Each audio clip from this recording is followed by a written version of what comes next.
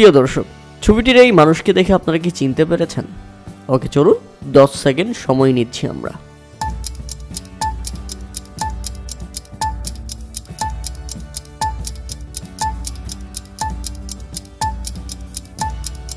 এর মধ্যে আপনারা যারা যারা চিনেছেন তারা অবশ্যই কমেন্ট করে জানাবেন। হ্যাঁ দর্শক, ইনি নাজমুল হোসেন পাপন, সাবেক বাংলাদেশ ক্রিকেট বোর্ড সভাপতি। বৈষম্য বিরোধী ছাত্র আন্দোলন, জুলাই গণঅভ্যুত্থানের পর বদলে গেছে সব কিছু। আমরা পেয়েছি এক নতুন বাংলাদেশ। পরিবর্তন এসেছে বিসিবিতেও। 5 তারিখের পর থেকেই আর খুঁজে পাওয়া যায়নি নাজমুল হোসেন পাপনকে। বিসিবি সভাপতি নাজমুল হোসেন পাপন পালিয়ে গেছেন সেই দিনই। পতন হয়েছে আওয়ামী লীগ শেখ হাসিনার। তবে দীর্ঘদিন পর লন্ডনে অবশেষে দেখা মিলল বিসিবি, হ্যাঁ দর্শক, সাবেক বিসিবি সভাপতি নাজমুল হোসেন পাপনের। জানা গেছে সেন্ট্রাল লন্ডনের একটি আভিজাত হোটেলে অবস্থান করছেন তিনি।